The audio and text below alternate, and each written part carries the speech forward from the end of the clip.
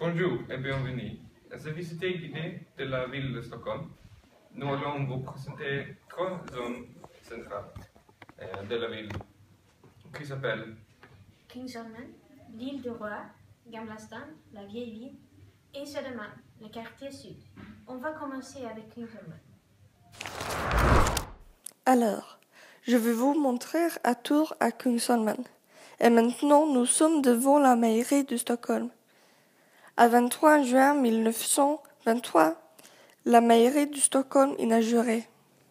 Elle est un des bâtiments les plus célèbres de Suède et c'est la salle de fête la plus prestige de Stockholm. Mais elle est surtout associée avec le dîner du prix Nobel le 10 décembre chaque année. Si vous aimez faire du shopping, Västermalmsgallerian est un endroit bien. Västermalmsgallerian est un centre commercial à Kungsholmen et est ouvert en 2002. Le centre commercial a une superficie totale de 10 000 mètres carrés. Là, vous pouvez trouver des magasins comme Björn Borg, H&M ou H&M, de Body Shop, Solo, Face Stockholm, Point2, MTX, Intersport, Sushiyama, Le Pharmacie et plus beaucoup. Bienvenue à Gamla stan.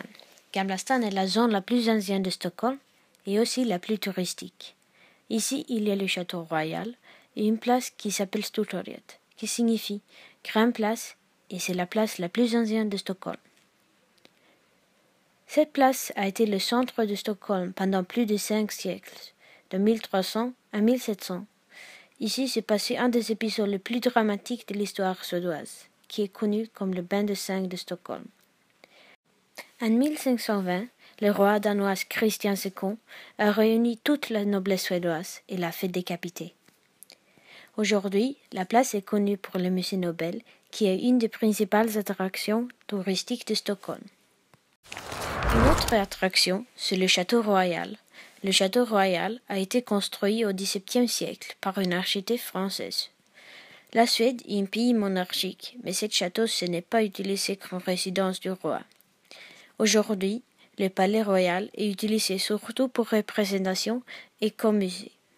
Dans le château, il y a 3 musées, l'armoirie royale, le musée du palais royal et le chambre du trésor. L'accès au château coûte 75 couronnes suédoises, qui sont à peu près 7 €, et le palais est ouvert entre 10 heures et 4 heures. Quand on passe le palais, on arrive à l'esplanade du château. D'ici, on a la meilleure vue sur le musée national et Kastelholmen, qui est une petite île avec des autres musées. À votre droite, vous pouvez voir Slussen, la digue, qui porte à Södermalm, le quartier sud de Stockholm. Södermalm est une partie de Stockholm. Södermalm est situé dans le sud de Stockholm. C'est une île. À Södermalm, il y a beaucoup de lieux célébrés comme Södermälarstrand, Medborgarplatsen, Fotografiska ou Musée de la photographie. Le déjeuner à la Pannkakshuset. Tous les plats combien moins de 14 €. Ici, il y a des salades, crêpes suédoises et crêpes américaines. Tantelunden, un fameux parc à Stockholm, est situé à Södermalm aussi.